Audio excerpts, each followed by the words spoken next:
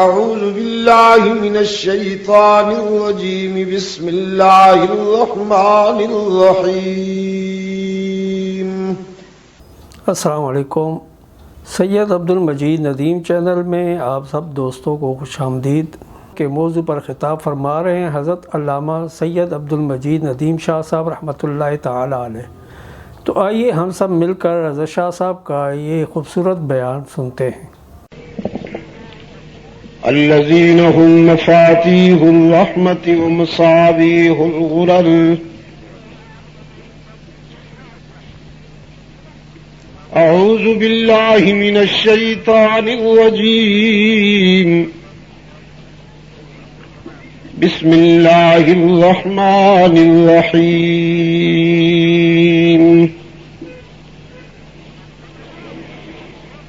هو الذي أرسل رسوله بالهدى ودين الحق ليظهره على الدين كله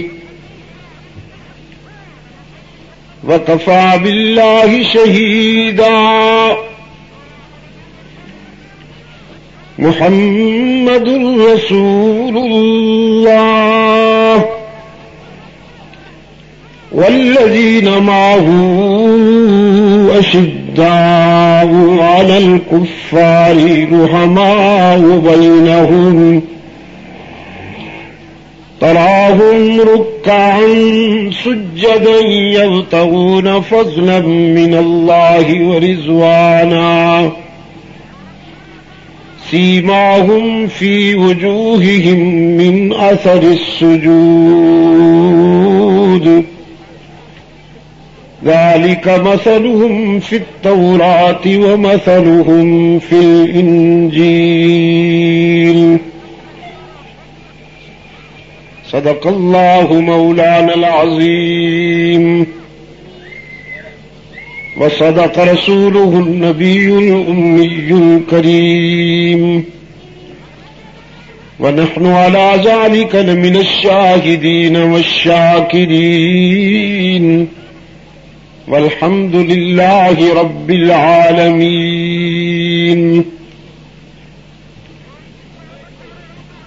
ارباب علم و دانش،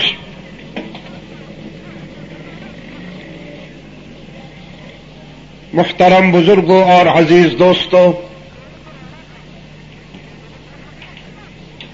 آج 2 فروری 1999 ہم یہاں کراچی میں مجلس تحفظ حقوق اہل سنت و جماعت کراچی ڈویژن کے زیر اہتمام 5 روزہ صدیق اکبر کانفرنس کے تیسرے اجلاس میں دعوت و تبلیغ کی نسبت سے جمع ہیں۔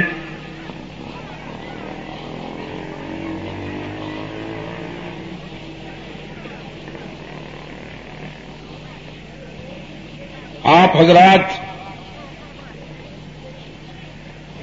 ان مسلسل پروگراموں میں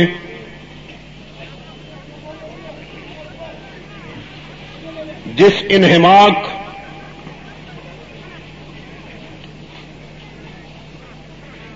اور ولولہ سے شرکت فرما رہے ہیں، میں اس کے لیے دعاگو ہوں۔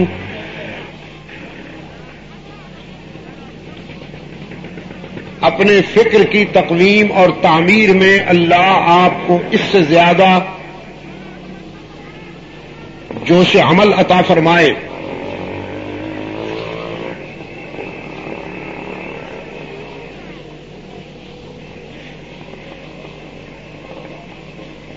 منتظمین حضرات سے، بالخصوص اپنے جماعتی رفقا سے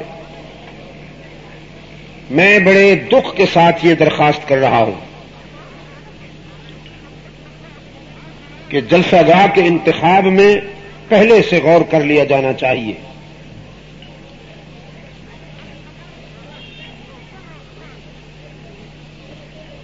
ظاہر ہے کہ یہ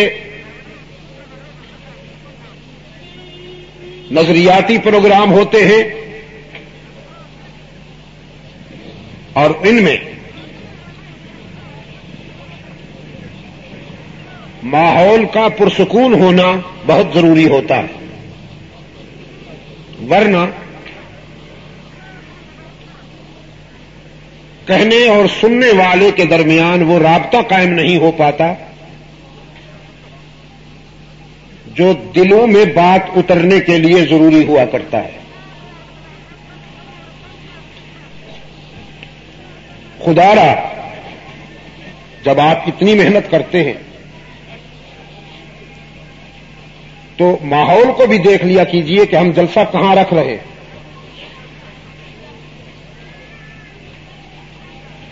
بدقسمتی سے ہمیں جن حالات میں کام کرنا پڑ رہا ہے یہ وہ حالات نہیں ہیں جو آج سے کچھ پہلے تھے۔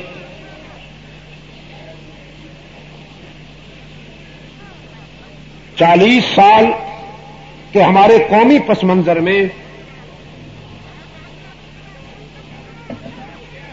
کمنگ جنریشن کو جس بری طرح سے ذہنی آوارگی میں مبتلا کیا گیا اور انہیں پٹڑی سے اتارنے کے لیے جو سلو پوائزن کام کرتا رہا، اس کے نتائج اس وقت پوری قوت کے ساتھ سامنے آ رہے۔ کتاب اللہ سے جو حصہ میں نے آپ کے سامنے تلاوت کیا،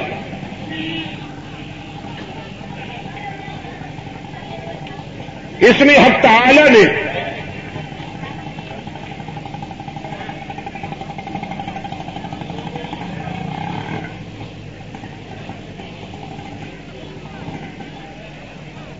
اپنے بلیغ انداز میں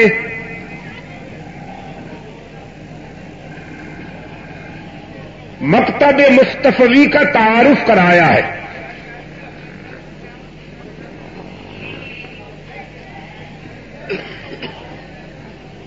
محمد عربی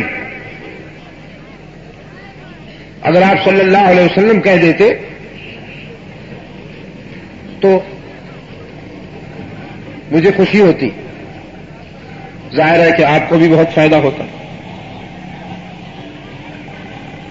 اگر یہ فضا سوگوار ہے، اس کو تھوڑا سا رونق بخشیے۔ نعروں سے نہیں ہوتی بات تو دل کے بیدار ہونے سے ہوتی ہے۔ یہ نعرے جو ہوتے ہیں عموماً اوپر سے گزر جاتے ہیں، اور میں اس کا قائل ہرگز نہیں ہوں۔ دلوں کو بیدار کیجیے۔ رحمت عالم صلی اللہ علیہ وسلم معلم انسانیت ہے۔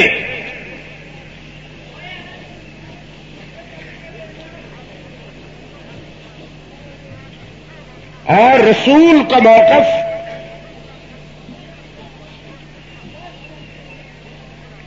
رسول اکرم صلی اللہ علیہ وسلم کی تعلیمات پوری انسانیت کو محیط ہیں،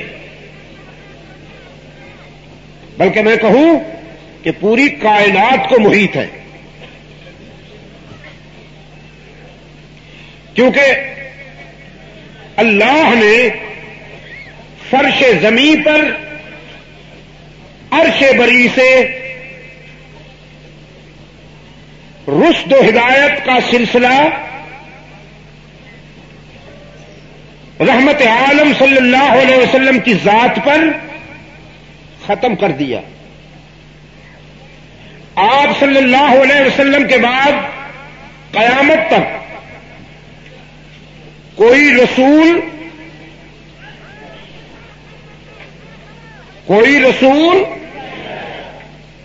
یہ آپ نے صحیح جواب نہیں دیا۔ آپ صلی اللہ علیہ وسلم کے بعد قیامت تک کوئی رسول، پھر وہی بات کہہ دی۔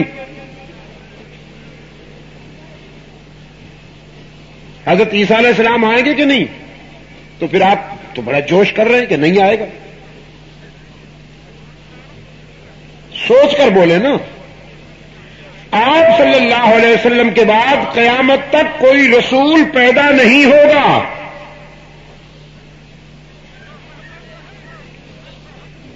رحمت عالم صلی اللہ علیہ وسلم کے بعد قیامت تک کوئی رسول پیدا نہیں ہوگا. یہ ہے صحیح جواب.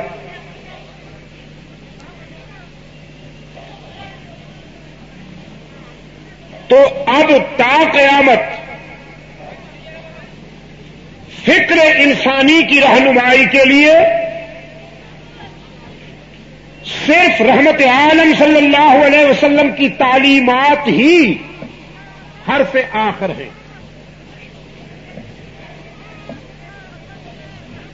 اور وہ تعلیمات ہم تک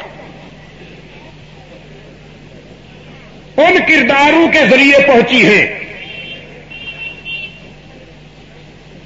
جو مستند اور معتمد کردار ہیں، جنہیں اسلام کے دور اساسی کی نمائندگی کا عملی شرف حاصل ہے. یعنی حضرات صحابہ رضوان اللہ علیہ مجمعین، جنہیں محمد جیسا استاذ ملا صلی اللہ علیہ وسلم، جنہیں بیت اللہ جیسا مکتب ملا، ادارہ ملا، جنہیں کتاب اللہ جیسا نصاب ملا، اور جنہیں حزب اللہ کا خطاب ملا، جنہیں اللہ نے فکر و عمل کے مختلف جلی و خفی مراحل پر آزمانے کے بعد کامیابی کی سندیں عطا فرمائیں.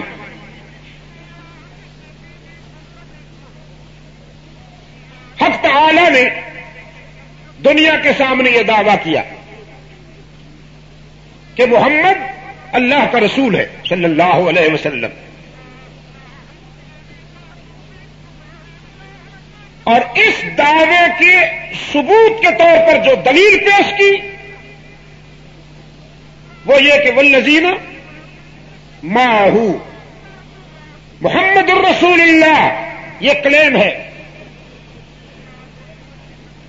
یہ دعویٰ ہے جو اللہ نے دنیا کے سامنے کیا. اس دعوے کی دلیل والذین معہ،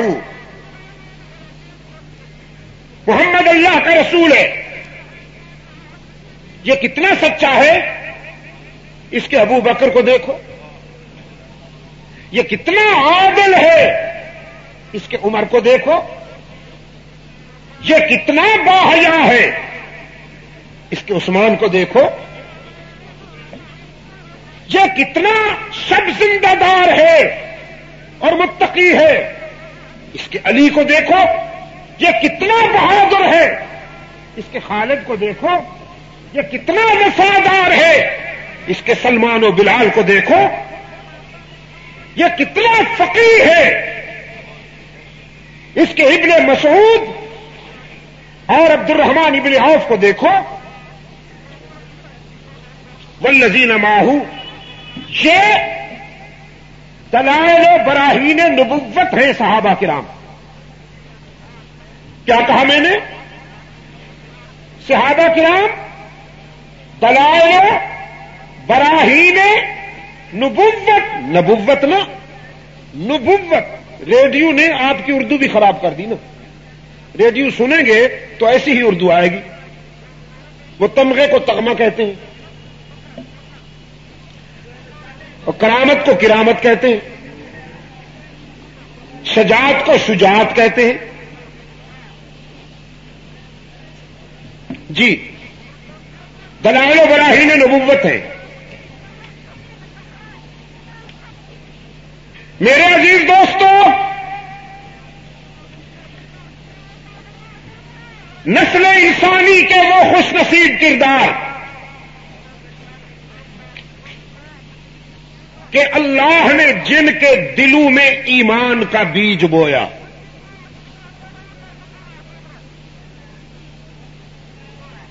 جن کے دلوں میں اللہ نے ایمان کا بیج بویا،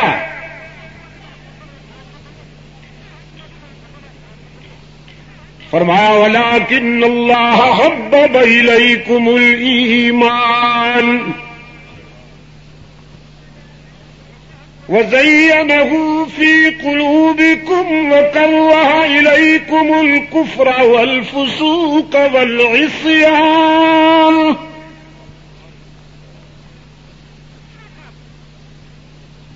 اللہ نے تمہارے دلوں میں ایمان کو محبوب بنا دیا۔ دل کے معاملات بڑے نازک ہوتے ہیں نا، وہ کہتے ہیں نا کہ میں جانتا ہوں ثواب طاعت و زہد پر طبیعت ادھر نہیں آتی۔ یہ جو طبیعت ہوتی ہے نا، میں جانتا ہوں ثواب طاعت و زہد مگر طبیعت ادھر نہیں آتی۔ رب العالمین نے فرمایا ہم نے یاران رسول کی طبیعت کو مائل کر دیا ایمان کی کشش کی طرف۔ ان کے ذوق میں ہم نے ایمان کو محبوب بنا دیا۔ ایمان پر ان کا دماغ نہیں، ان کا دل مائل ہوا۔ وَلَٰكِنَّ اللَّهَ حَبَّبَ إِلَيْكُمُ الْإِيمَانَ وَزَيَّنَهُ فِي قُلُوبِكُمْ، اور ہم نے تمہارے دلوں میں ایمان کو مزین بنا دیا، خوب تر بنا دیا، سجایا، سنوارا۔ وَكَرَّهَ إِلَيْكُمُ الْكُفْرَ وَالْفُسُوقَ وَالْعِصْيَانَ۔ جس طرح طبعاً ایمان تمہیں محبوب ہوا، اسی طرح طبعاً کفر تمہیں مکروہ نظر آیا۔ ہم نے کفر کی نفرت، معصیت کی نفرت تمہارے دل میں ڈال دی اور ایمان کی محبت تمہارے دل میں ڈال دی۔ اولئک ھم الراشدون۔ حق تعالی نے فرمایا یہی تو سعادت کا معیار ہے، یہی تو رشد کا معیار ہے۔ جن کا مکتب بیت اللہ، جن کا استاذ محمد الرسول اللہ، جن کا نصاب کلام اللہ۔ ہاں میں تنہا کیوں بولوں؟ تم مزے لے کر چپ کر کے سنتے رہو اور میں بولتا رہوں۔ جن کا مکتب جن کا مکتب بیت اللہ، جن کا استاذ رسول اللہ، جن کا نصاب کلام اللہ، جن کا آفاقی لقب حزب اللہ، اور یہ کتنے خوش نصیب ہیں کہ ان کا ممتحن خود اللہ، ہونا بھی اسی کو چاہیے۔ اگر امتحان لینے والا پڑھانے والے سے افضل و اعلیٰ نہ ہو تو امتحان کے تقاضے کیسے پورے ہوں؟ ٹیچر سے ایگزامینر کو سینئر ہونا چاہیے، تو جس جماعت کا معلم محمد عربی صلی اللہ علیہ وسلم، ان کا ممتحن اللہ کے سوا کون ہو سکتا ہے؟ رب العالمین نے فرمایا اولئک الذین امتحن اللہ۔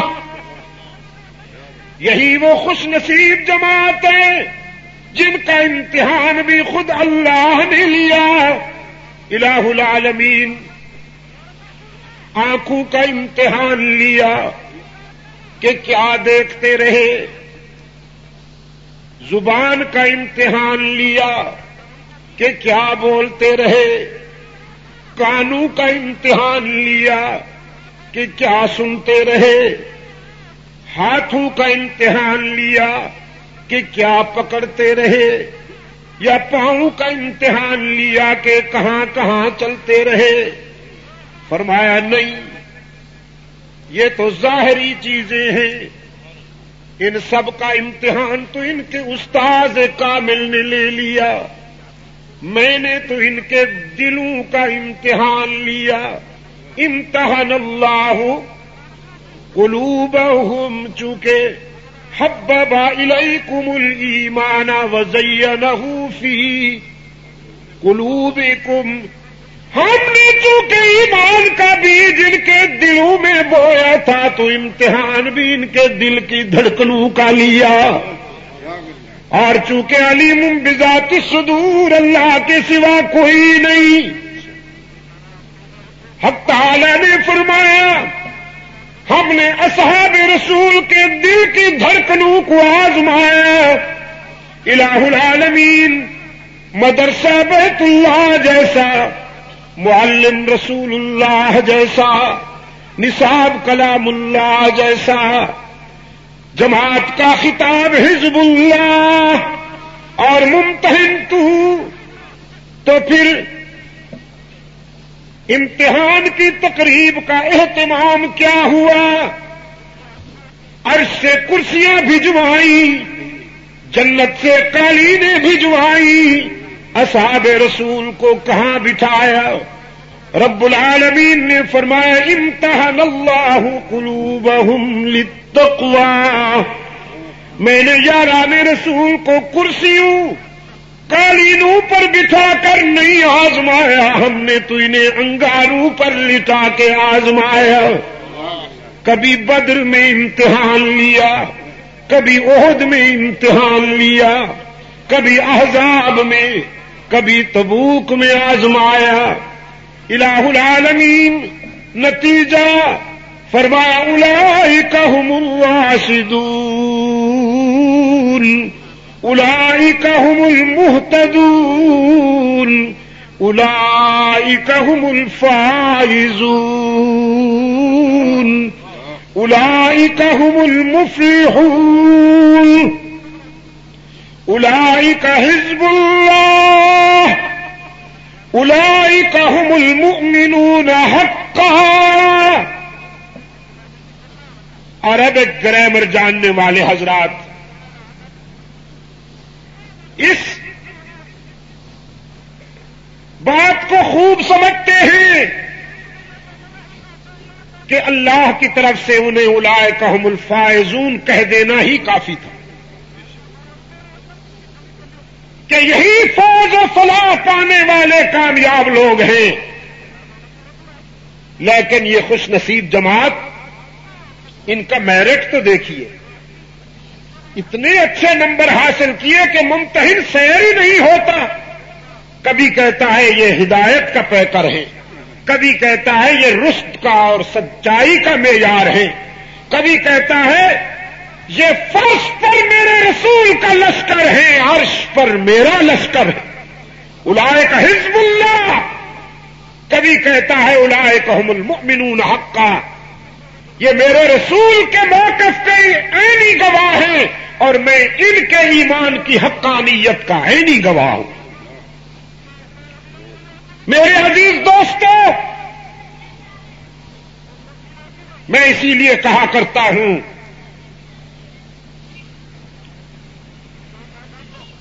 اس علاقے میں مجلس کے کارکنان کو اللہ جزائے خیر عطا فرمائے، جن کی کوششوں سے یہ پروگرام ترتیب پایا ہے۔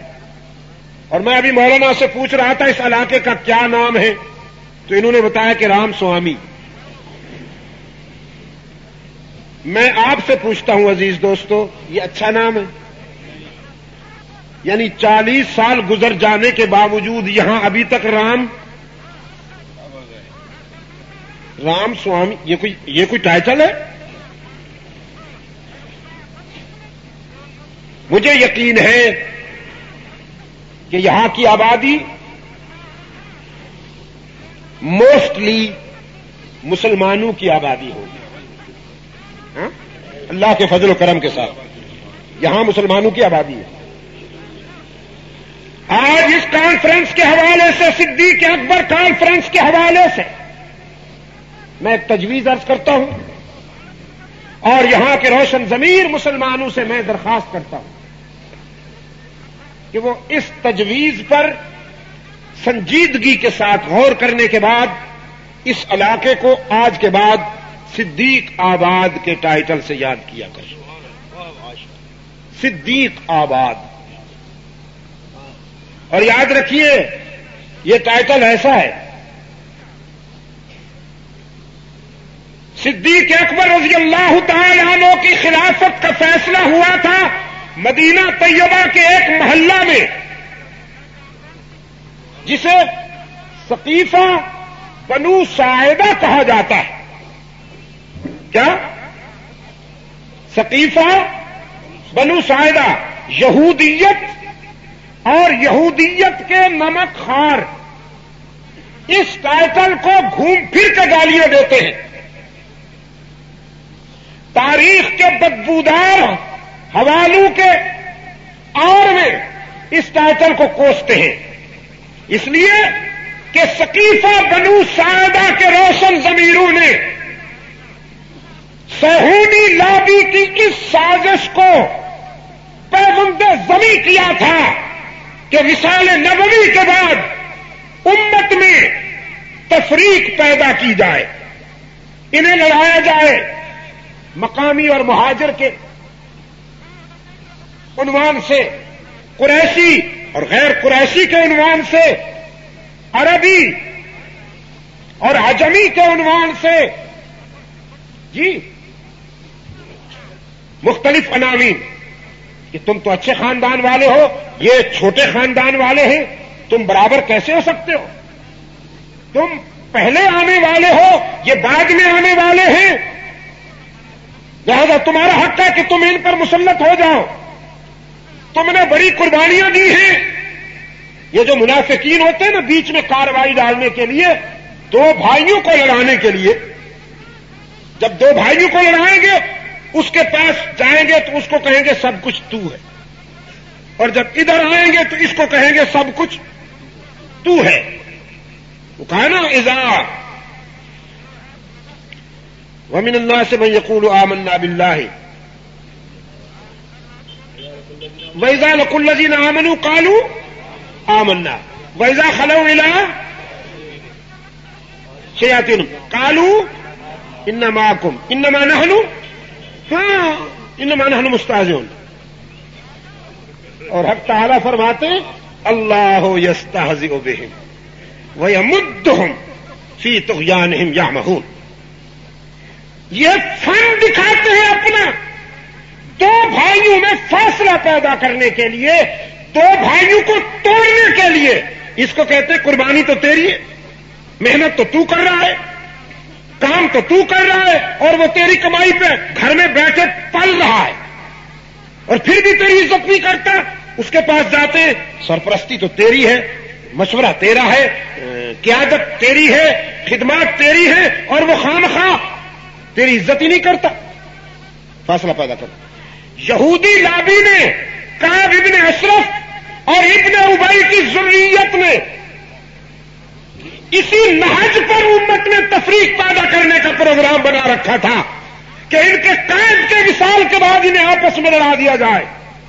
لیکن ثقیفہ بنو ساعدہ کے روشن ضمیر فرزندان اسلام نے متفقہ طور پر فیصلہ کر لیا کہ ہم وصال نبوی کے بعد صدیق اکبر کو اپنا قائد منتخب کرتے ہیں، جس نے غار میں رسول سے وفا کی، جس نے دنیاوی زندگی کے ہر مرحلے میں رحمت عالم سے وفا کی، اور جسے اپنی زندگی میں رسول نے اس امت کا امام نامزد کیا. ہمارا قائد وہی ہے.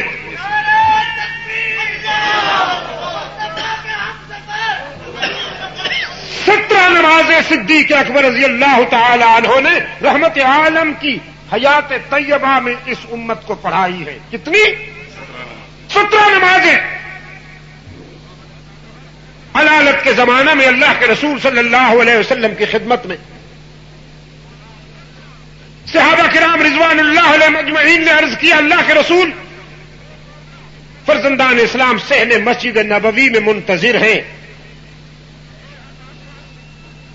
انہیں نماز پڑھائی جائے۔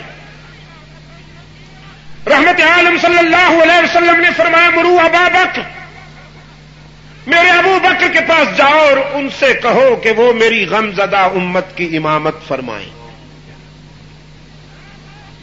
صدیق اکبر کی لخت جگر ام المومنین سیدہ عائشہ صدیقہ رضی اللہ تعالی عنہا رحمت عالم صلی اللہ علیہ وسلم کے قریب بیٹھی ہیں، عرض کرتی ہیں، اللہ کے رسول آپ تو جانتے ہیں میرے باپ کو کیسے۔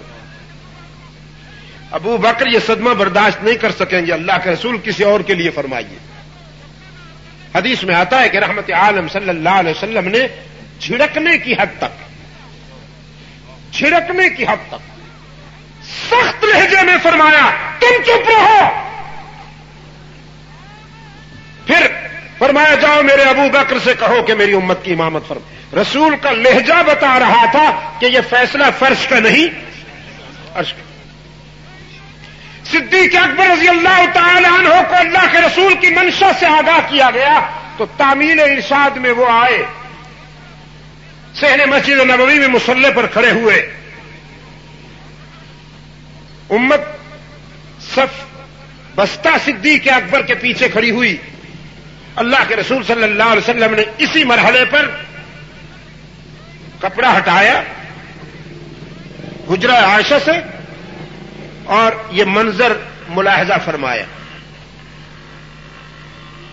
اپنے یار غار کے پیچھے امت کو مقتدی پایا اور صدیق اکبر کو مقتدا پایا۔ فرمایا، اب مجھے بھی لے چلو، اب مجھے بھی لے چلو۔ تو حضرت عباس ابن عبد المطلب ہاشمی اور حضرت علی ابن ابی طالب ہاشمی رضی اللہ تعالی عنہما، ان دونوں حضرات کے کندھوں پہ اللہ کے رسول صلی اللہ علیہ وسلم نے اپنے بازو رکھے اور اس عالم میں آپ صلی اللہ علیہ وسلم صحن مسجد نبوی میں تشریف لائے۔ صدیق اکبر نے جب محسوس کیا کہ قائد تشریف لائے ہیں تو ہٹنے لگے۔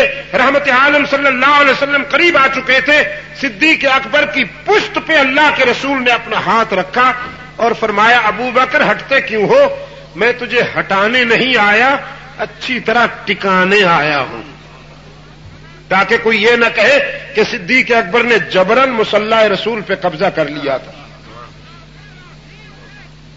رحمت عالم صلی اللہ علیہ وسلم تشریف فرما ہوئے، صدیق اکبر پہلو رسول میں کھڑے ہوئے، آپ صلی اللہ علیہ وسلم نے نماز پڑھائی، صدیق اکبر نے حضور کی اقتدا کی اور پوری امت نے صدیق اکبر کی اقتدا کی، تکبیریں وہ اونچی پڑھتے تھے۔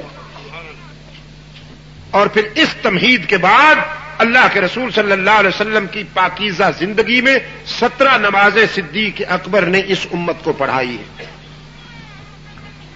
اور یہ تو آپ کو معلوم ہے کہ اسلام کی تعلیمات نے امام کو پیشہ ور، ملازم یا نوکر نہیں بنایا۔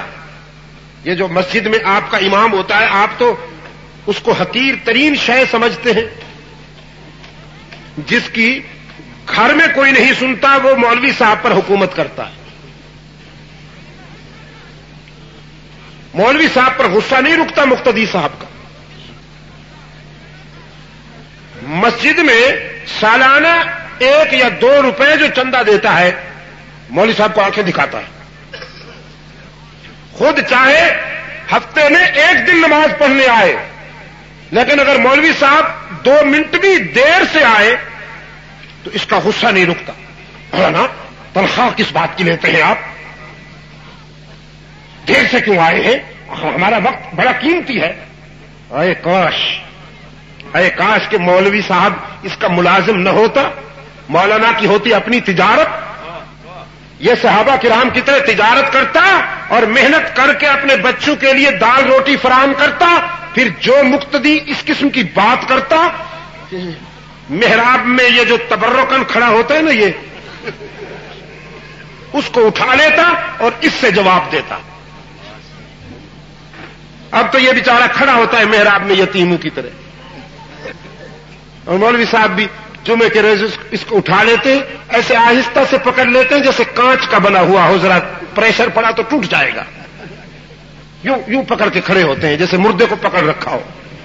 یہ اس لیے نہیں ہے مولانا صاحب، معاف کیجئے گا، یہ جو آپ نے عصا پکڑ رکھا ہوتا ہے نا یوں، یہ اس لیے نہیں ہے کہ آپ اس کو یوں یتیموں کی طرف پکڑ کے کھڑے ہو جائیں۔ یہ عصائے موسوی بنائیے اسے، جو فرعون بننے کی کوشش کرے اس کی طبیعت صاف کیجئے اس سے،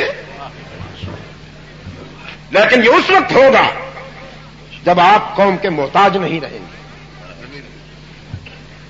جب آپ ضمیر کی زندگی گزاریں گے، جب آپ کی انتڑیوں میں مقتدیوں کی کنڈی لگی ہوئی نہیں ہوگی، انہیں پتا ہے کہ ہمارا محتاج ہے۔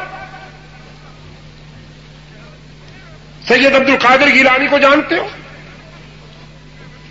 رحمت اللہ علیہ نے کہا آپ نے اتنے بے زبان تو نہیں تھے آپ، کیا ہو گیا ہے؟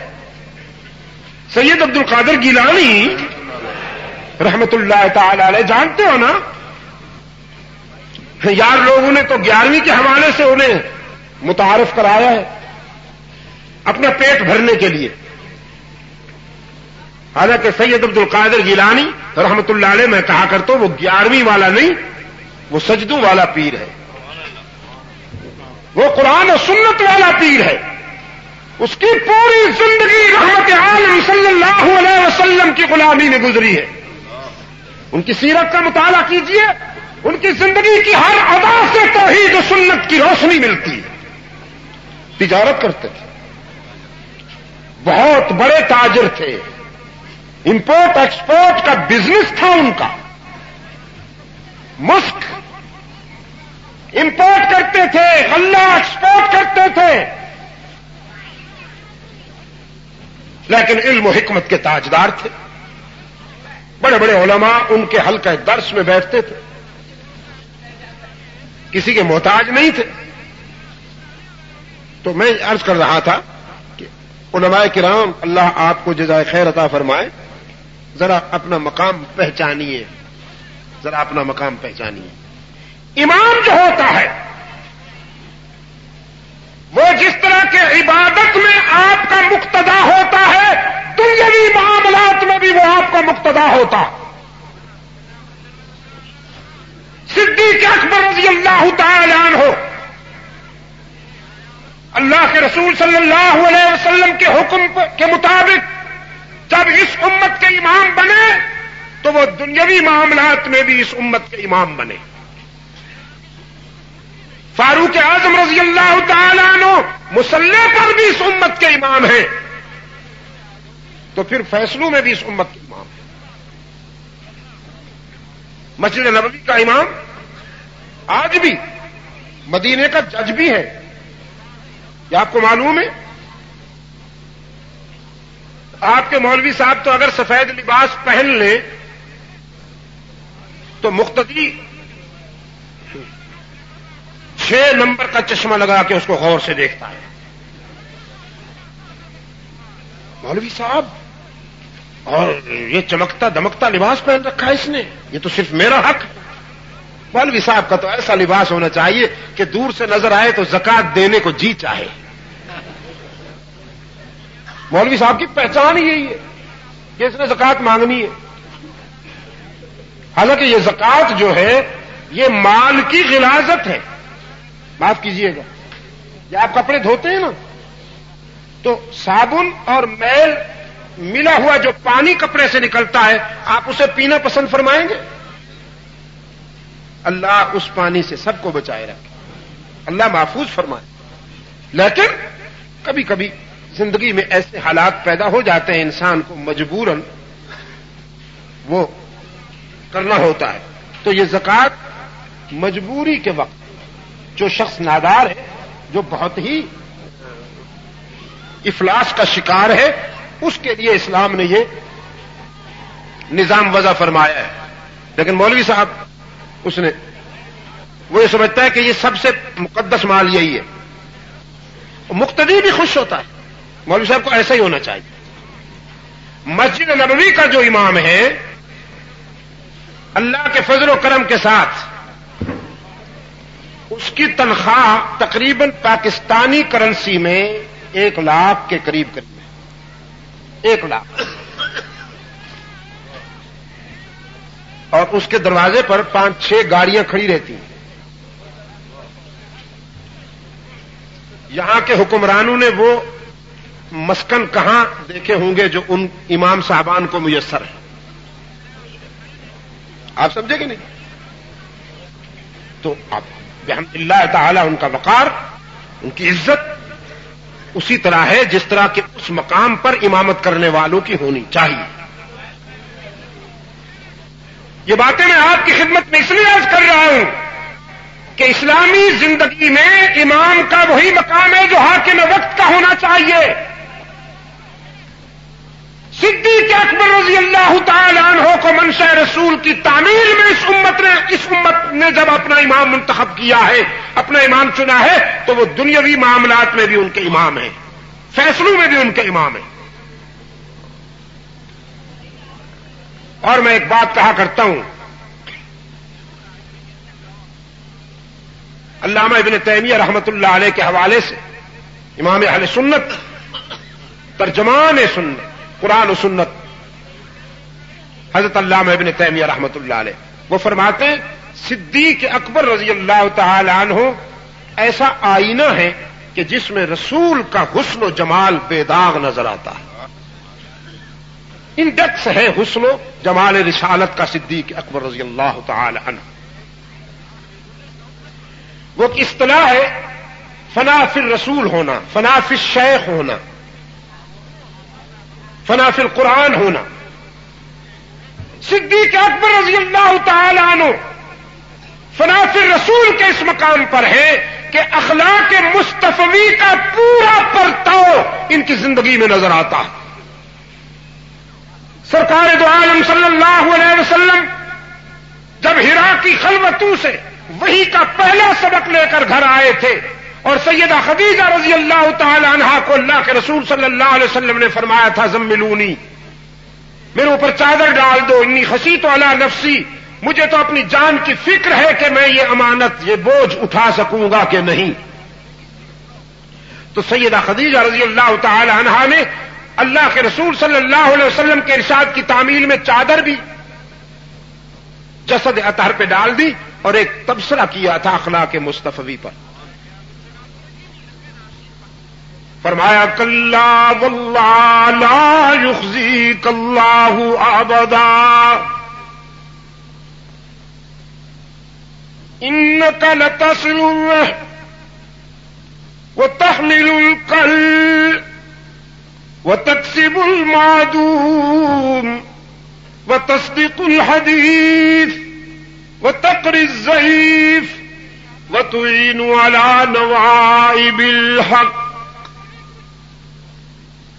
اس کی قسم جس کے قبضے میں میری جان ہے، آپ کو اللہ کبھی نقصان نہیں پہنچنے دے گا۔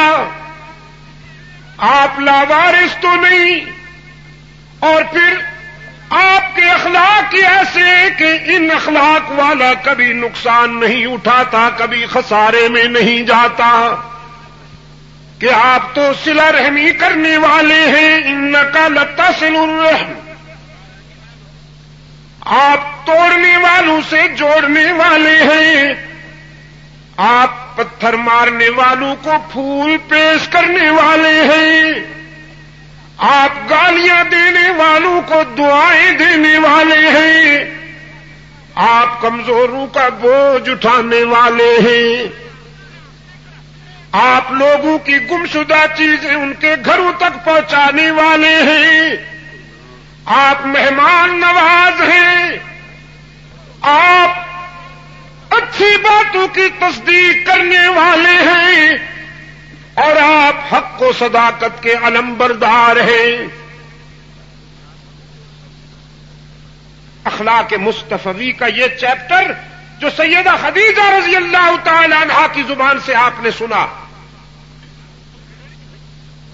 یہ گوشہ عافیت میں بیٹھنے والے کے اخلاق کی بات ہے یا انسانی معاشرے میں لوگوں کے دکھ درد میں شامل ہونے والے کی اخلاق کی بات ہے.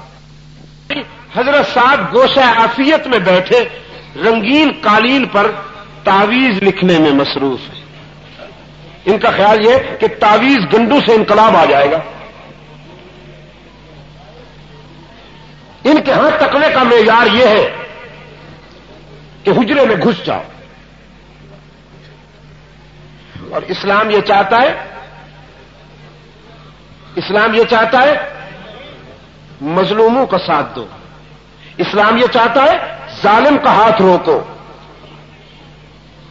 اسلام یہ چاہتا ہے لقمہ تر اپنے معدے میں نہ ٹھوسو، اسے بانٹ کر کھاؤ. اللہ کے رسول صلی اللہ علیہ وسلم نے فرمایا جس زاہد نے پیٹ بھر کے کھانا کھایا ہو اور پھر کھانا کھانے کے بعد زاہد کارمینا کی گولیاں ساتھ رکھتا ہے اس لیے کہ مرغن کھا رکھا ہے، وہ کمبخت ہضم ہی نہیں ہوتا. 2 نفل پڑھنے کے بعد 2 کارمینا منہ میں ٹھوستا ہے، میدے کو جو بھر رکھا ہے اس نے. اور میں ابھی کہہ رہا تھا دوستوں سے، مستشرقین نے لندن میں ایک بہت بڑی بین الاقوامی لائبریری ہے، اس میں قدیم و جدید پوری انسانی لیڈرشپ کے بارے میں انہوں نے تجزیہ کر رکھا. ایک مستشرق کا میں نے پمفلٹ پڑھا جس کا عنوان تھا کہ پیغمبر اسلام کی سیرت طبی نقطۂ نظر سے اس نے لکھا کہ پیغمبر اسلام کی زندگی میں یہ بات آئی ہے کہ وہ جو کو پسند فرماتے تھے. جو کو آپ نے کبھی جو کی روٹی کھائی متقی حضرات؟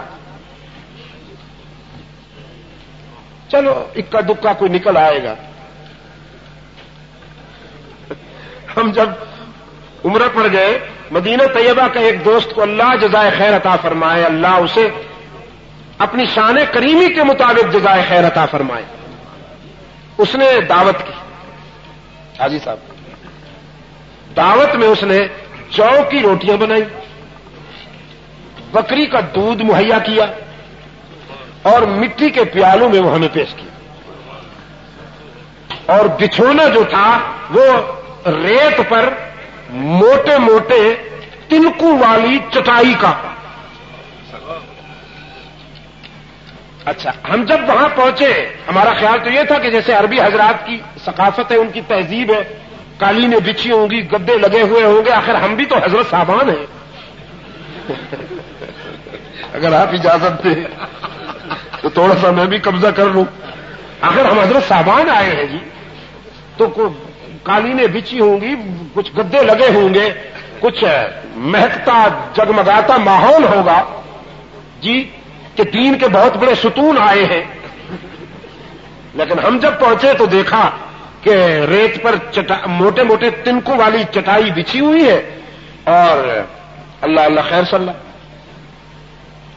اس نے بچھا دیا. اور کھانے کے متعلق ہم نے یہ سوچا کہ عربی حضرات تو بڑے مہمان نواز ہوتے ہیں، بٹیر سے لے کر اونٹ تک سارے جانور بھون کے رکھ دیتے ہیں کبھی کبھی دسترخوان پر. تو دیکھیں آج کیا کیا چیز بھونی ہوئی آتی ہے. تو کچھ دیر کے بعد وہ جو کی روٹیاں لایا اور مٹی کے پیالوں میں بکری کا دودھ لایا. جی تفضل. ہم نے کہا تفضل یہ ہے کیا؟ اس نے کہا حضرت صاحبان یہ وہی ہے جو آپ کے قائد کو پسند ہے. میں نے بہت سوچا کہ آپ کے لیے کیا ضیافت کروں. میں نے بہت غور کیا کہ میرے محبوب مہمان آ رہے ہیں جنہیں میں دل و جان سے چاہتا ہوں.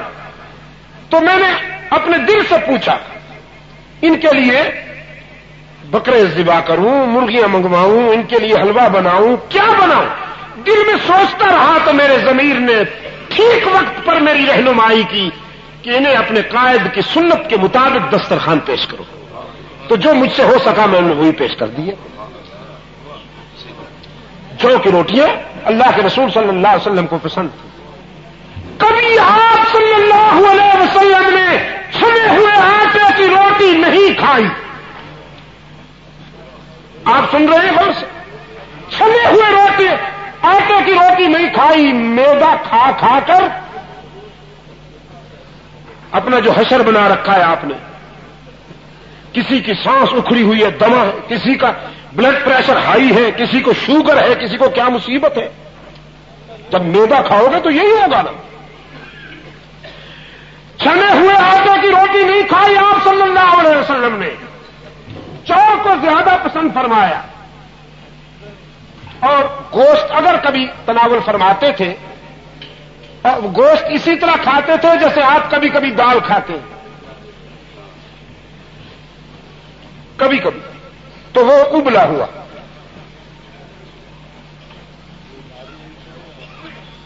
اور ہم دلی والوں کو اللہ خوش رکھے. میں بھی کہہ رہا تھا اللہ انہیں سلامت رکھے. توبہ توبہ توبہ توبہ. ہم گزشتہ سال سیمنار پہ جب گئے ہوئے تھے تو ہمارا کھانے بنانے والا جو ہمارا کک تھا، میں نے اس سے کہا دیکھو میاں بالکل مسالہ نہیں ڈالنا اور بالکل چکنائی نہیں ڈالنی. اس نے کہا جی اوکے سر، مطمئن رہیے. اس نے کھانا بنایا اور ہمارے سامنے جب رکھا، میں نے جو ہی لقمہ منہ میں ڈالا یقین فرمائیے کھڑا ہو گیا. اس قدر سخت مرچیں تھیں اس میں اور اتنا شدید مسالہ تھا کہ برداشت آنکھوں سے آنسو نکل آئے. میں نے اس کو کہا کہ ہم نے تو کہا تھا بالکل نہ ڈالنا. اس نے کہا بخدا میں نے بالکل نہیں ڈالا، یہ بالکل نہیں ڈالا تھا، اور اگر کچھ ڈالا ہوتا تو پتہ نہیں کیا بنتا. مسالوں کا یہ حال ہے. اور گھی یہ کوئی کھانے کی چیز ہے مصیبت؟ اس میں بھون بھان کر مسالوں میں وہ کھانے کے بعد اگر تکلیف ہو جائے اور معدہ بغاوت کر دے تو پھر شکایت اللہ سے ہوتی ہے کہ اور تو کوئی ملتا نہیں، ساری بیماریاں ہمارے لیے. یہ نہیں کہ تم خودکشی کر رہے ہو. اس نے لکھا مستشرق نے، اس انگریز نے، کہ پیغمبر اسلام نے جن چیزوں کو پسند فرمایا ہے اگر اس پر عمل کیا جائے. ہاں ایک بات اور بھی کہتا ہوں، آپ صلی اللہ علیہ وسلم نے فرمایا جب کھانا کھاؤ تو بھوک چھوڑ کر کھاؤ. ابھی بھوک باقی ہو کہ ہاتھ اٹھا لو. اور حضرت صاحب، مولوی صاحب،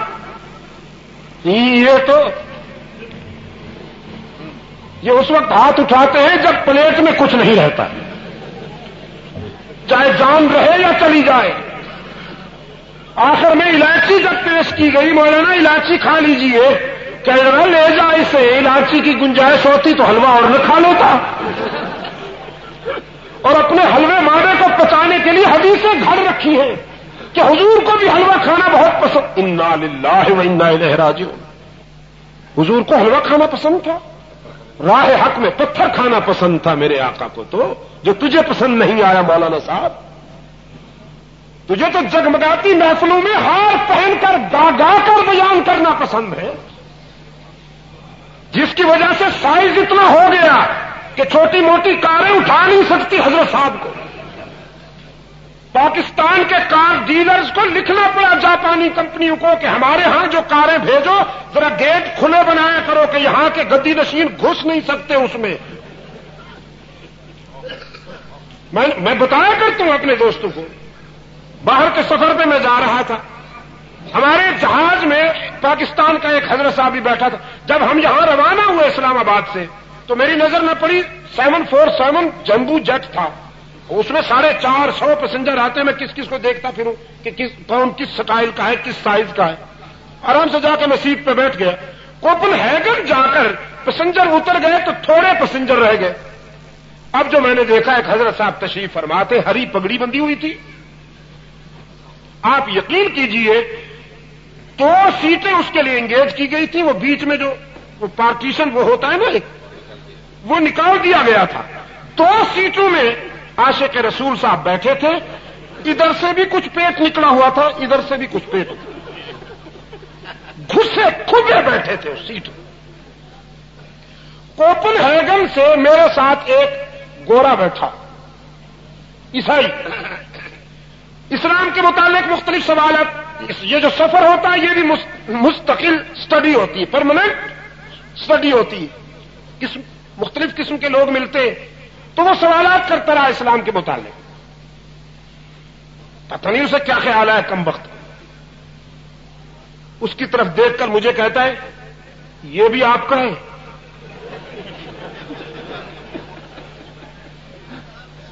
یہ بھی آپ کا ہے. میں نے اللہ نے توفیق دی اور میں نے فوراً کہا کہ میں نے کہا گھسا ہوا تو میرے کیمپ میں ہے لیکن اصل میں تمہارا ہے. اسلام میں اس سائز کی کوئی گنجائش نہیں. اسلام تو دین فطرت ہے دوست. اسلام دین فطرت ہے. اسلام محنت کشو کا دین ہے.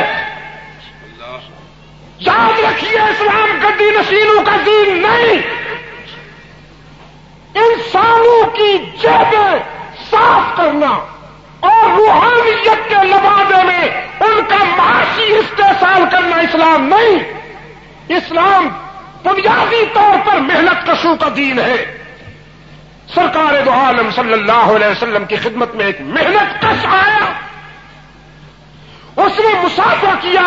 اللہ کے رسول صلی اللہ علیہ وسلم نے مسافر میں اس کے ہاتھوں کی سختی کو محسوس کیا تو ہاتھوں کو پکڑ کے پوچھا کیا کرتے ہو میاں؟ تمہارے ہاتھ غیر معمولی طور پر سخت ہیں, کیا کرتے ہو؟ اس نے عرض کیا کانپ رہا تھا. دیکھو نا جی کہ میں کس کے آگے کھڑا ہوں. وہ کانپ رہا تھا. رحمت عالم صلی اللہ علیہ وسلم نے فرمایا حفظ علی نفسک, حفظ علی نفسک, اپنے اوپر قابو پاؤ. انسانی نفسیات کا سبجیکٹ جن حضرات نے اسٹڈی کیا ہے میں انہیں دعوت فکر دیتا ہوں. اللہ کے رسول کے ان جملوں کی گہرائی پہ غور کیجیے. فرمایا حفظ علی نفسک, اپنے اوپر قابو پاؤ. فإنی لست بملک, میں کوئی ظالم بادشاہ نہیں ہوں. انما انا ابن امرأۃ من قریش کانت تأکل القدید, میں تو قریش خاندان سے تعلق رکھنے والی ایک ایسی عورت کا بیٹا ہوں کہ جو سوکھا گوشت کھا کر گزارا کیا کرتی تھی. کانپتے کیوں؟ تو حدیث میں آتا ہے کہ اللہ کے رسول صلی اللہ علیہ وسلم کا یہ ارشاد سن کر وہ سر اونچا کر کے کھڑا ہو گیا اور رحمت عالم کے لبوں پہ مسکراہٹ چمکنے لگی. فرمایا تمہارے ہاتھ غیر معمولی طور پر سخت ہیں, کیا بات ہے؟ اس نے عرض کیا اللہ کے رسول میں محنت کش ہوں, پتھر کی کان میں کام کرتا ہوں, پتھر کوٹنے کی وجہ سے میرے ہاتھ سخت ہو گئے. بھیک نہیں مانگتا ہوں, تعویذ گنڈے نہیں بیچتا ہوں, لوگوں سے نذرانے نہیں بٹورتا ہوں, بزرگوں کی قبروں پہ چادر چڑھا کر روحانیت کے عنوان سے ان کی جیبیں خالی نہیں کرتا ہوں.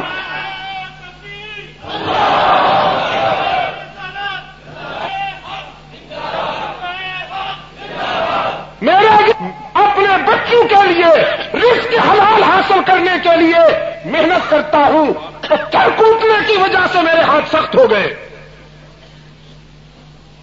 اللہ کے رسول صلی اللہ علیہ وسلم نے فرمایا شاباش, جزاک اللہ, اور اس کے ہاتھوں کو پکڑ کر رحمت عالم صلی اللہ علیہ وسلم نے فرط محبت میں چوم لیا اور خراج پیش کیا اس محنت کش کو کہ جو ہاتھ رزق حلال حاصل کرنے کے لیے اتنی محنت کرتے ہیں کہ وہ اس قدر سخت ہو گئے ہیں, وہ ہاتھ اس قابل ہے کہ نبوت انہیں چوم لے.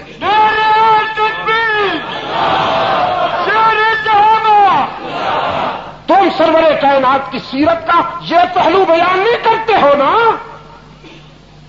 تم جو سائز بڑھ گیا ہے تمہارا, روحانیت کے مسند پہ بیٹھ کر قوم کے نذرانے بٹور کر جو سائز بڑھ گیا ہے, اس سائز کا جواز پیش کرنے کے لیے تم لوگوں سے کہتے ہو کہ رحمت عالم کو حلوہ پسند تھا.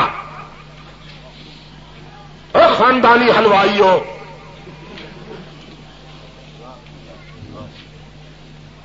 میرے عزیز دوستو, اسلام بنیادی طور پر محنت کشوں کا دین ہے. اسلام بنیادی طور پر مظلوموں کا دین ہے. اسلام بنیادی طور پر حق پرستوں کا دین ہے. اسلام بنیادی طور پر سچائی کے لیے قربانیاں دینے والوں کا دین ہے۔ اسلام چاہتا ہے مظلوم کی حمایت کرو، اسلام چاہتا ہے ظالم کے ہاتھ روکو، اسلام چاہتا ہے اللہ نے اگر تمہیں لقمہ تن دیا ہے تو اسے بانٹ کر کھا لو۔ لیکن ایک زاہد اپنا پیٹ بھر کر کھڑا ہو جاتا ہے نماز کے لیے۔ حدیث میں آتا ہے وجارہ چائے فی جنبہ، درا والے کہ ایک انسان اس کے پہلو میں اس کے محلے میں بھوکا سویا ہوا ہے، اس نے پیٹ بھر کے ساری رات عبادت کی اور وہ بھوکا تڑپتا رہا، اس کے بچے بھوکے تڑپتے رہے۔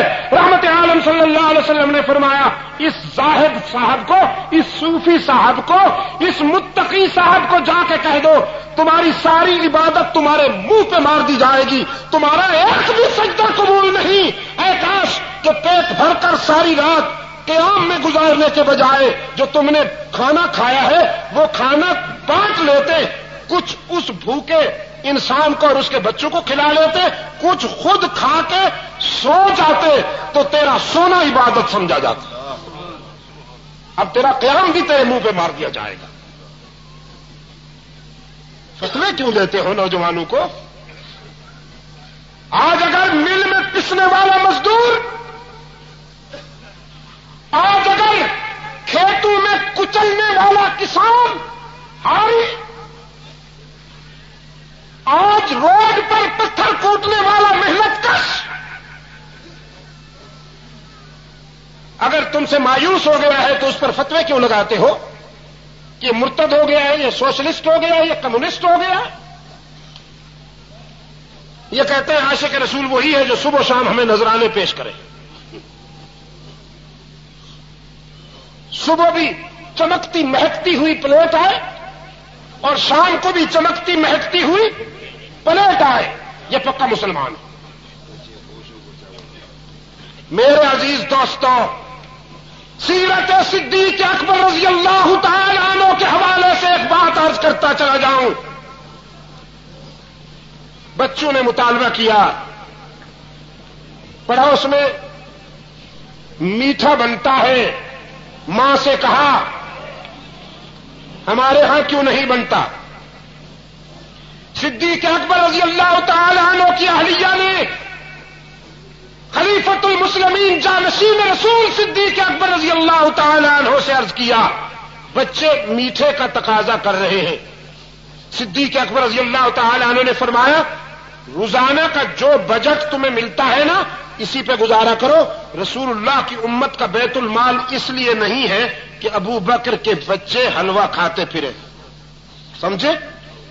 جو روزانہ کا بجٹ ملتا ہے نا تمہیں اسی پہ گزارا کرو۔ ماں تھی نا، اس نے پھر یہ ترکیب سوچی کہ روزانہ کے بجٹ سے کچھ آٹا بچا کر رکھتی گئی، تھوڑا تھوڑا آٹا پسنداز کیا۔ کچھ دن گزرنے کے بعد کچھ آٹا انہوں نے بیچ کر میٹھا خرید لیا، کچھ آٹے کا روغن لیا، کچھ آٹے کو بھون کر سویٹ ڈش بنا لی۔ صدیق اکبر رضی اللہ تعالی عنہ گھر میں تشریف لائے، دسترخوان پر میٹھا بھی رکھا گیا۔ کھانے سے پہلے پوچھا کہاں سے آیا؟ اہلیہ نے عرض کیا میں نے خود بنایا ہے چونکہ بچوں کا تقاضا تھا۔ فرمایا تمہیں اتنی گنجائش کہاں سے ملی؟ اس نے عرض کیا امیر المومنین روزانہ میں نے اتنا آٹا پسنداز کیا اس دن سے لے کر آج تک، تو آج اس قابل ہوئی کہ میں بچوں کا یہ مطالبہ پورا کر سکوں۔ رسول اللہ کے جانشین نے کھانا وہیں چھوڑ دیا، بیت المال کے انچارج کے پاس تشریف لے گئے اور بیت المال کے انچارج سے فرمایا آئندہ ہمارے گھر کے بجٹ میں اتنا آٹا کم بھیجا کرو، اتنا آٹا کم دیا کرو تاکہ پھر ابو بکر کے گھر میں کبھی حلوہ نہ بن سکے۔ اور آج حضرت صاحب کا سائز قابو میں نہیں آ رہا، سائز قابو میں نہیں آ رہا ہے، بڑھتا چلا جا رہا ہے۔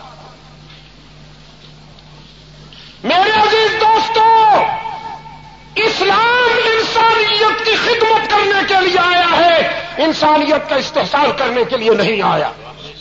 میرا دعویٰ ہے دنیا کا کوئی کوئی موقف، دنیا کا کوئی فارمولہ مظلوموں کی اتنی حمایت نہیں کرتا جتنی اسلام حمایت کرتا.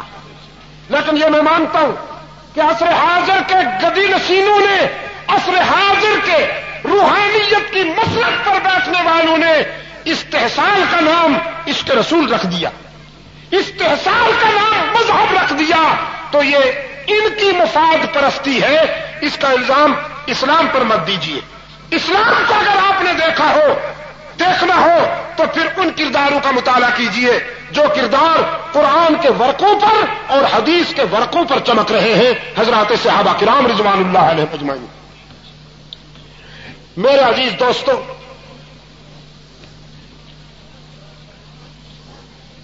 یار اب پھر وہی تاریخ بدل گئی، پھر وہی تاریخ بدل گئی. یعنی 2 فروری کو ہم نے شروع کی تھی بات، 3 فروری ہو گئی. اور کیا چاہتے ہو بھی؟ تاریخ بن رہی ہے نا جی، یہ بھی تاریخ بن رہی ہے.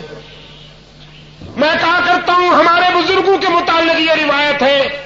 لوگ کہتے ہیں شاہ صاحب رحمۃ اللہ علیہ سید عطا اللہ شاہ بخاری کے متعلق عشاء کے بعد بیان شروع کرتے تھے، صبح تک جاری رہتا تھا. میں نے کہا بے شک وہ حالات ہی ایسے تھے. اس وقت امت میں اتنی تفریق نہیں تھی. اس وقت تو صورتحال یہ تھی کہ انگریز کے مقابلے میں بڑے صغیر کے لوگ جنگ لڑ رہے تھے. ہندو اور مسلم بھی ان جلسوں میں آتے تھے، سکھ بھی آتے تھے. اور آج الامان والحفیظ، آج تو یار لوگوں نے ریزہ ریزہ کر دیا ہے. مذہب کے حوالے سے اتنی تفریق ڈال دی ہے کہ مسلمان 4 بھائی ہیں، چاروں کا رخ علیحدہ علیحدہ. باپ کا رخ ادھر، بیٹے کا رخ ادھر. کوئی مکی مسجد کی طرف جا رہا ہے، کوئی اور اماغ جا رہا ہے. جی جو کوئی کہتا ہے یہ کافر ہے، وہ کہتا ہے یہ مشرک ہے. لوگ کنفیوز ہو گئے بیچارے.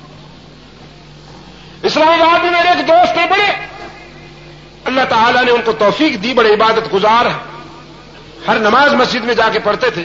میں جب گیا تو میں نے کہا نماز کا وقت ہے چلیں، اور میں نے کہا شاہ صاحب میں تو نماز گھر میں پڑھتا ہوں، آپ کی مرضی. پوچھا کیوں؟ کہنے لگے میں اس مسجد میں پڑھتا تھا تو ایک دن میرا گزر ہوا وہ سامنے والی مسجد سے. وہاں مولوی صاحب جمعہ کے خطبے میں تقریر فرما رہے تھے اور انہوں نے تقریر میں فرمایا کہ اس مسجد کا مولوی کافر ہے. میں نے کہا آخر ایک عالم دین کہہ رہا ہے، سچ ہی ہوگا. میں نے اس مسجد میں نماز پڑھنا چھوڑ دی، ادھر شروع کر دی. کچھ عرصے کے بعد میرا گزر ہوا اس مسجد کے پاس، جمعہ کی تقریر فرما رہے تھے وہ مولوی صاحب، انہوں نے فرمایا وہ مشرک ہے. میں نے کہا میرے معبود، یہ 2 مولوی ہیں، اس نے اس کو کافر بنا دیا، اس نے اس کو مشرک بنا دیا. اب تیرے ان 2 بندوں نے مجھے تیرے گھر سے محروم کر دیا. اب گھر میں نماز پڑھتا ہوں اور اللہ کے سامنے یہی کہوں گا کہ تجھے تیرے گھر سے محروم کرنے والے یہی حضرات ہیں. میں اس کی بات نہ مانوں تو کیا کروں، اس کی بات نہ مانوں تو کیا کروں. میں نے تو قرآن و سنت پڑھا نہیں، دین کا علم میرے پاس ہے نہیں. ٹائٹل اس کا بھی دین کا ہے، ٹائٹل اس کا بھی دین کا ہے، سٹائل اس کا بھی اسپیشل ہے، سٹائل اس کا بھی اسپیشل ہے. اب میں کہاں جاؤں؟ کنفیوز کر دیا. جس دور میں ہمیں کام کرنا پڑ رہا ہے الامان والحفیظ، وہ دور تھا تحریک چلی ہوئی تھی، ٹارگٹ متعین تھا، ہر شخص اس طرف دوڑتا تھا. اور پھر تحریکوں میں تو تن کے شہتیر بن جاتے. عشاء کے بعد بیان شروع ہوا تو صبح تک جاری. میں نے کہا کچھ روایتیں ہماری بھی یاد کریں گی آنے والی نسلیں. لوگ کہیں گے ایک مولانا عبد المجید ندیم شاہ صاحب ہوتے تھے، ہم خود اس جلسے میں شریک ہوتے تھے. 2 فروری کو تقریر شروع کرتے تھے، 3 فروری تک جاری رہتی تھی، ہم خود اس جلسے میں تھے. یہ کہیں گے کہ نہیں کہیں گے؟ انہیں کیا پتا کہ اس دور میں تاریخ 15 منٹ میں بدل جاتی تھی. 11:45 بجے وہ تھا 2 فروری تھی، اب 12:30 بجے 3 فروری ہو گئی. یہ تفصیل کون سناتا ہے؟ محبت بھی بڑی عجیب شے ہے یار. یہ محبت جو ہے نا جی بہانے ڈھونڈتی ہے تعریف کے لیے، جس طرح کے بغض بہانے ڈھونڈتا ہے تنقید کے لیے. یہ محبت کی باتیں ہیں اور ہمارا بھی یہی حال ہے. حب صحابہ کے معاملہ میں عزیز دوست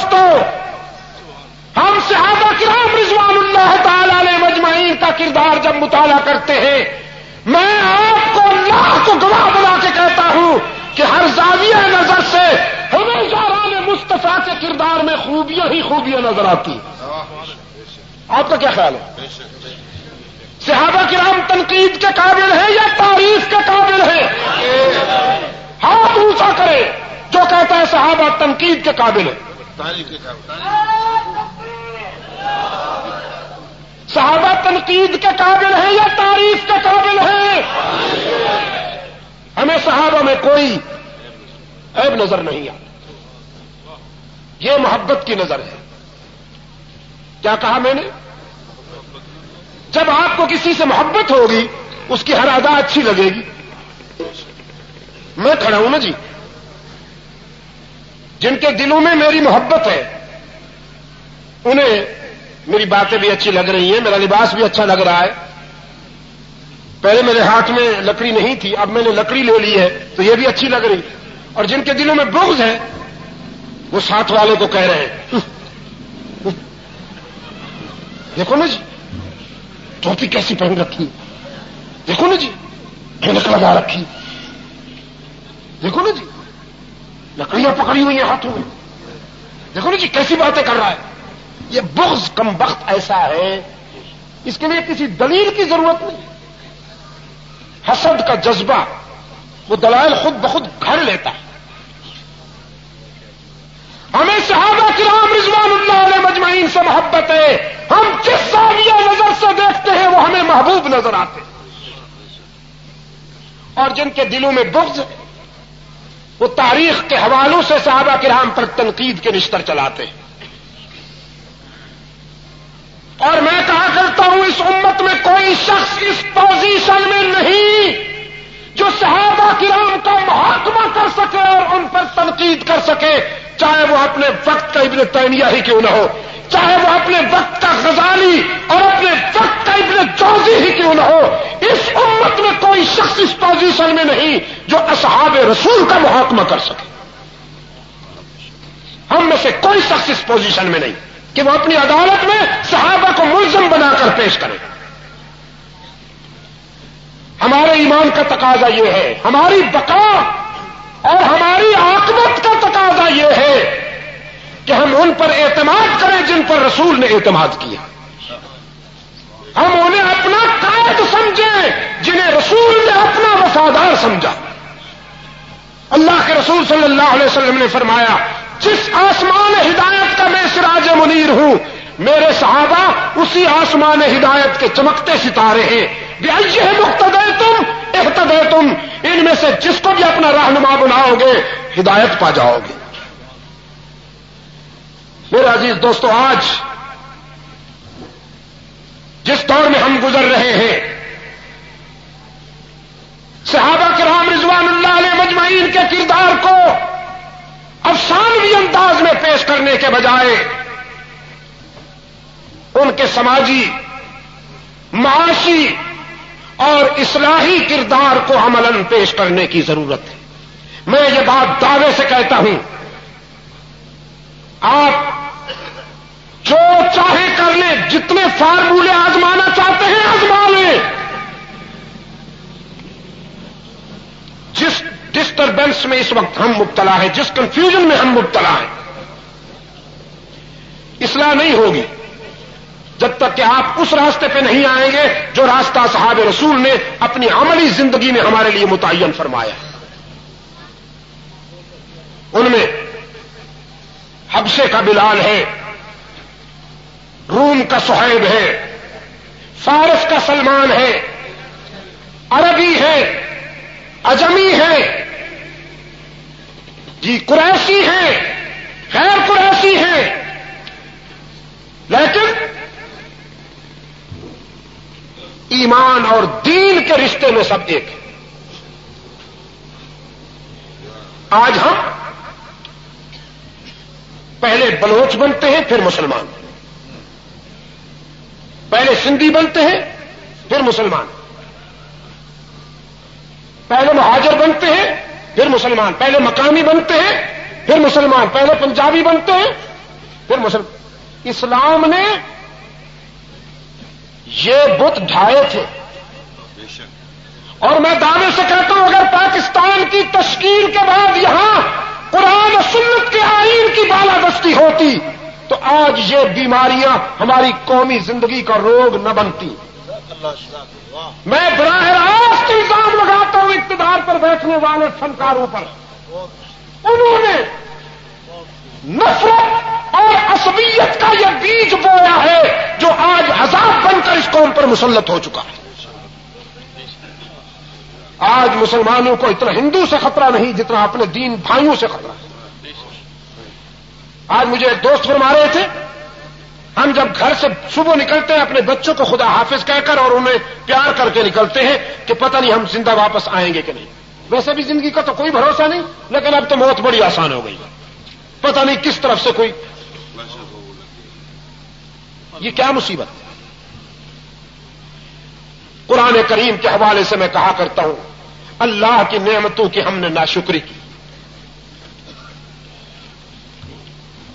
قرآن پاک نے فرمایا ضرب اللہ مثلا قریۃ کانت آمنۃ مطمئنہ. ضرب اللہ مثلا قریۃ کانت آمنۃ مطمئنہ یأتیہا رزقہا رغدا من کل مکان فكفرت بأنعم الله فأذاقها الله لباس الجوع والخوف بما كانوا يصنعون.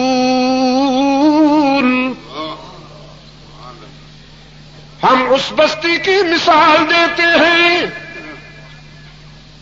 جس بستی کے رہنے والوں نے ہم سے وفا کی, ہماری عطا کردہ نعمتوں پر شکر گزار بنے تو ہم نے بھی انہیں پرسکون زندگی عطا کی. چاروں طرف سے رزق کھچ کھچ کے پہنچتا تھا ان کے پاس. ان کی مٹی بھی سونا بن گئی. ان کے سماج میں اور ان کی سوسائٹی میں اتحاد تھا, سکون تھا, اخوت تھی, مودت تھی. لیکن پھر ان کی بد نصیبی کی رات آئی, ان کی بد نصیبی کے دن آئے. فکفرت بانعم اللہ, ہماری عطا کردہ نعمتوں پر شکر کرنے کے بجائے کفران کرنے لگے, اترانے لگے, تکبر کرنے لگے. رب العالمین نے فرمایا اس کے رد عمل میں ان کے غرور, ناشکری اور کفران نعمت کے ریئیکشن میں فَأَذَاقَهَا اللَّهُ لِبَاسَ الْجُوعِ وَالْخَوْفِ, امن بدحالی سے بدل گیا, اتحاد افتراق سے بدل گیا, اخوت عداوت سے بدل گئی, محبت نفرت سے بدل گئی. پہلے مٹی کو ہاتھ لگاتے تھے تو سونا بن جاتی تھی, پھر سونا بھی مٹی ہونے لگا. الہ العالمین اتنی کڑی سزا کیوں؟ رب العالمین نے فرمایا ما انا بظلام للعبید, میں اپنے بندوں پر کبھی ظلم نہیں کیا کرتا ہوں. بما کانوا یصنعون, یہ ان کا اپنا بویا ہوا بیج ہے جو فصل تیار ہوئی. جو کیا وہ بھگتنا پڑے گا, جو بویا وہ کاٹنا پڑے گا. ہم نے یہاں ہندو کی تہذیب کو فروغ دیا, مغربی تہذیب کو فروغ دیا اور اس کا نام رکھا اسلامی ثقافت, قومی ثقافت. گانے بجانے والوں کو تمغے دیے, اسلام کا نام لینے والوں نے گانے بجانے والوں کو پرائز آف پرفارمنس دیے, قومی سطح کے تمغوں سے نوازا. سرنگی طبلہ بجانے والوں کو, ناچنے اور گانے والوں کو آپ مجھے بتائیے ناچنے گانے والے کو جب یہاں کے حکمران تمغے دیں گے ناچ گانا بڑھے گا یا کم ہوگا؟ ان کی حوصلہ شکنی ہوگی یا حوصلہ افزائی ہوگی؟ ناراض نہ ہونا، اور اگر ہو جاؤ تو کوئی فرق نہیں پڑتا. میں آپ کو راضی کرنے کے لیے باتیں کر ہی نہیں رہا، میں تو صرف اسے راضی کروں گا. آپ سمجھے کہ نہیں؟ آج جو حالات ہیں ان کی بنیاد حضرت صاحب رکھ گئے. نحمدہ و نصلی علی رسولہ الکریم. سمجھے؟ ہم نے کہا تھا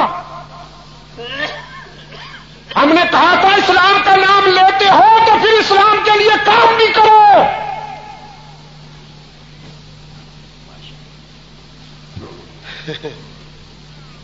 آج کل مجھ سے بڑا سوال ہوتا ہے، شاہ صاحب عورت وزیر اعظم بن سکتی ہے کہ نہیں بن سکتی؟ میں نے کہا کیوں، کوئی خاص تکلیف ہے آپ کو؟ بن سکتی ہے یا نہیں بن سکتی کیا ہوتا ہے، وہ تو بن گئی.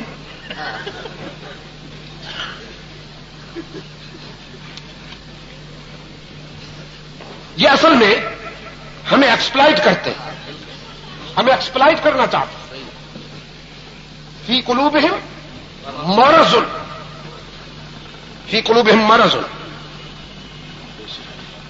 ہمیں ایکسپلائٹ کرتے ہیں، سمجھتے ہیں کہ یہ اتنے سادہ ہے کہ یہ ہمارے حق میں استعمال ہو جائیں گے. اور ویسے بھی ہمارے فتوے اتنے سستے نہیں ہوتے کہ مولی گاجر کی طرح بازار میں بکے. ہمارے فتوے اتنے سستے نہیں ہوتے.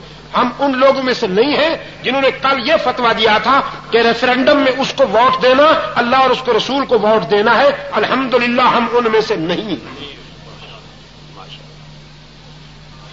ہم ان میں سے نہیں ہیں جنہوں نے سود پر زکات کا ٹائٹل لگا تو قطار میں لگ گئے لینے کے لیے، قطار میں. ہم ان میں سے نہیں، اللہ کے فضل سے ہمارا ریکارڈ صاف ہے. ہم جہاں کل کھڑے تھے آج بھی وہیں کھڑے ہیں انشاءاللہ. ہم نے ان سے بھی کہا تھا غلط رخ پر مت چلو ورنہ اللہ کی لاٹھی بے آواز ہے. اللہ کی لاٹھی بے آواز ہے کہ نہیں؟ کتنی بے آواز ہے، کتنی بے آواز ہے. منٹوں میں نہیں سیکنڈوں میں بھون ڈالا. منٹوں میں نہیں سیکنڈوں میں بھون ڈالا. میں نے تو دیکھا نا جا کے گھنٹوں آگ کے شعلے اور پٹرول کی آگ. الامان والحفیظ. ہم سے کیوں پوچھتے؟ ان مولویوں سے پوچھو جنہوں نے 5 اسٹار ہوٹلوں میں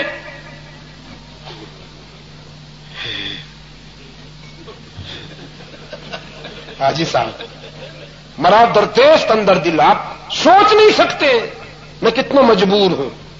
مرا درتیست اندر دل اگر کوئم زباں سوزت مگر دم درکشم ترسم کے مغز استخاں سوزت.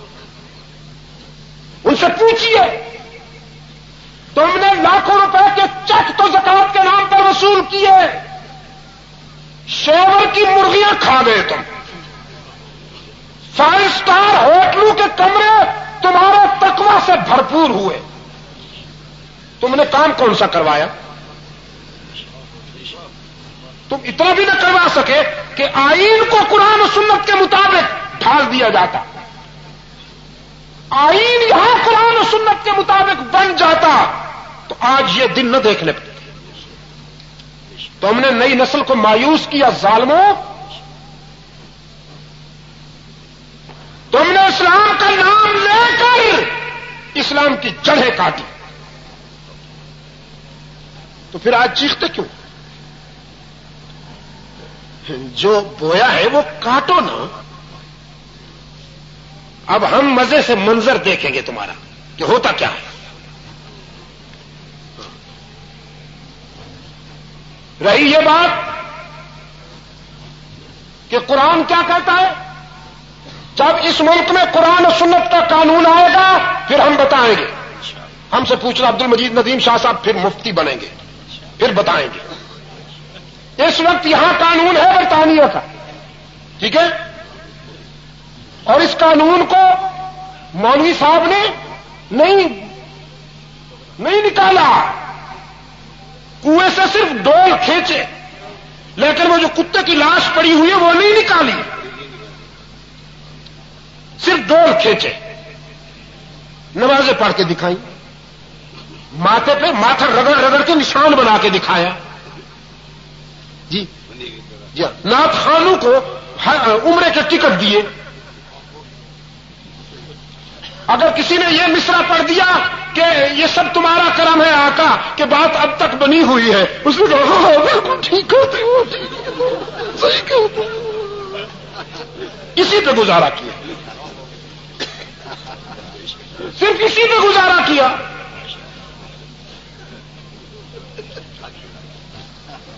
آئین نہیں بننے دیا قرآن و سنت کے مطابق، دستور نہیں بننے دیا قرآن و سنت کے مطابق، اور اس کے درباری ملاؤں نے، دربار اکبر کی یادگاروں نے بھی اسی پہ گزارا کیا، انہی اداؤں پہ گزارا کیا۔ جی کچھ بھی ہو اسلام کا نام تو لیتا ہے، کچھ بھی ہو آدمی شریف ہے، تو پھر اب چیختے کیوں ہو؟ جس ملک میں ایسے نامرد مرد ہوں، جس ملک میں سکندر مرزا جیسے مرد آئے، جس ملک میں یحییٰ خان جیسے مردود نامرد مرد بن بیٹھے، پھر اس ملک میں یہی تو ہوگا۔ اور ویسے لفظ عورت کوئی گالی نہیں ہے، معاف کرنا، لفظ عورت جو ہے یہ کوئی گالی نہیں ہے، نہ یہ پستی کی دلیل ہے۔ عورت ہونا پست ہونے کی دلیل نہیں، مرد گر جائے تو ابو جہل بنتا ہے، عورت بلند ہو تو خدیجۃ الکبریٰ بنتی ہے۔ یہ کس نے کہا ہے تمہیں کہ ہر عورت کمزور ہوتی ہے؟ اسلام نے کردار کو اہمیت دی ہے، کردار سے تشخص ہوگا عظمت کا اور پستی کا۔ کردار کے لحاظ سے عورت بھی بلند ہو سکتی ہے اور بدعملی کے لحاظ سے مرد بھی پست ہو سکتا ہے۔ اتنا تو بری نظر سے نہ دیکھیے، آخر عورت نے آپ جیسے مردوں کو جنم بھی تو دیا ہے۔ اگر اتنا ناپسند ہے تو آئندہ عورت کے پیٹ سے جنم لینے کے بجائے کوئی اور راستہ تلاش کیجیے۔ تیسری دنیا موجود آپ کے لیے۔ منافق کو ایکسپلائٹ کرتے ہو، کتنی قربانیاں دی تم نے، اور ہم پہ پابندیاں لگتی رہی یہاں کراچی میں، ہم پہ پابندیاں لگتی رہی، اور تم وہیں ری سے چپ و دستار، تن کے گورے من کے کالے، چکنے گھڑے، رومال لٹکا کر اور جبے پہن کر حکمرانوں کے پاس جاتے، ان کو مت آنے دو، یہی فساد مچاتے۔ ہم جو موجود ہیں، ہم جو موجود ہیں، تو تم نے جو گلشن آباد کیا اس کی بہاروں کا نظارہ بھی کرو آپ،